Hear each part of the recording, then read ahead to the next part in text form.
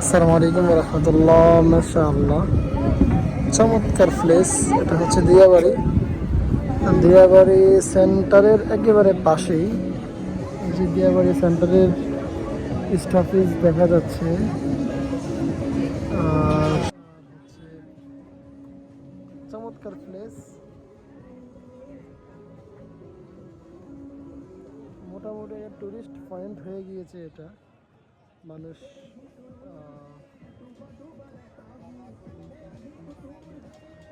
অনেকে পরিবার নিয়ে আসে, ছেলে মেয়েকে নিয়ে আসে, অনেকে ফ্রেন্ড সার্কেলরা আছে,